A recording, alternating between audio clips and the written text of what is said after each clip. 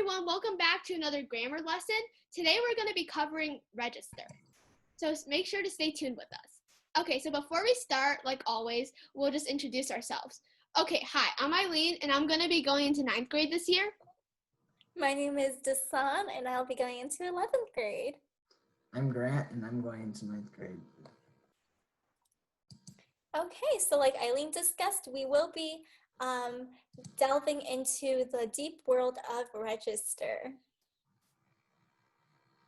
Okay, so on the first slide, register is basically the formality of a writer's language. So for example, the type of language you use to talk to friends would be different than from the language you use if you're writing like something for school. So that's a difference in formality or a difference in register. So talking to friends would be like casual language or like regular language. While writing, if you're writing a paper for school, this is moderately formal language, pretty formal language. It's not gonna be nearly the same as casual when you're talking to friends. Yeah, and the reason why we placed a star there is this moderately formal tone or register in this case is actually one that is most commonly used for when you read articles and do academic pieces in school. Okay, so let's continue. Aileen? Okay, so we talked about like casual language a bit. So let's talk about formal language then. Okay, so you don't really want to use formal language like too much, like you don't want to go overboard with it. So instead what you should do is you should like select a few like complex words that are like relevant and are acceptable in what you're writing, like in the topic of your writing or just like the context of your writing. Yeah, sorry, I'd just like to interrupt. There's supposed to be a comma after instead. I'm so sorry about that. Okay, so an incorrect example of this would be a plethora of enthralling objects. And as you can see, there's like a bit too many formal words. Okay, and then in this correct example, it says a plethora of objects. And that's much better because they just limit it down to one complex word and you can clearly express your thoughts without being overboard with using formal language. Okay, so yeah, your goal of using formal language is to be as clear and direct in wording as possible. That way you can effectively translate your ideas to the readers. Okay, so I think these concepts won't be very useful unless we put them into practice. So let's take this example directly extracted from the SAT. Here we have a paragraph with a highlighted phrase or clause of this sentence that says, let me just read the paragraph first. During the Nimrod expedition in 1907, Ernest Shackleton led a group of explorers on a voyage to the South Pole.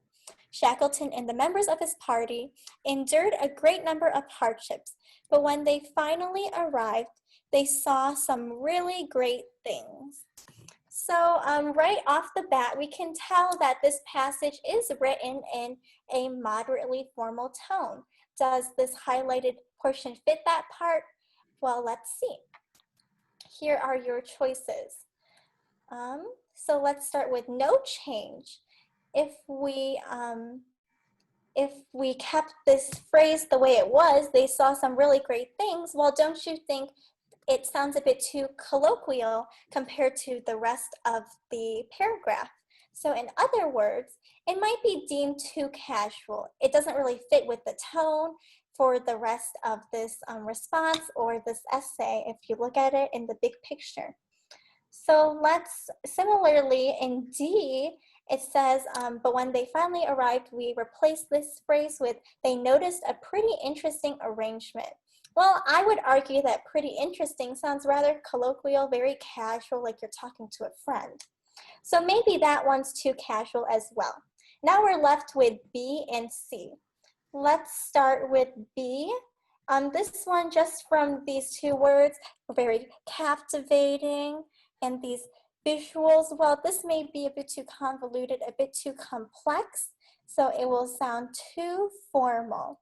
Again, this is a moderately formal tone, not as formal as this sentence will suggest. So that leaves us with C. We're greeted by fascinating sights. Well, fascinating is a complex word, but greeted insights are those that you can moderately express and that are easily understandable. So that would be correct because it is moderately formal. Okay, so I think that ends our discussion on register and how it is used in writing. As you can see, these types of questions are fairly prevalent on the SAT, PSAT, and whatever standardized test you may be taking. So it's very important that you grasp these concepts very well. So Wait, that concludes this one thing. So yeah. I'm pretty sure that's supposed to say perceived a myriad of captivating visuals, right? No, I don't think so, actually. You can use myriad in this way too. Yeah, I think it was like, Yeah. Okay, Yeah. my bad. That's fine. As you can see, there's multiple ways you can use these words. So that's just an example. And yeah, it is easy to get these confused. But again, thank you guys for watching. And before we end this video, I would kindly remind you guys to like, subscribe, and perhaps ring that notification bell to be notified of our upcoming videos every Monday, Wednesday, and Friday. So for example, in our next video, we will be going over some more practice questions to really further develop these skills.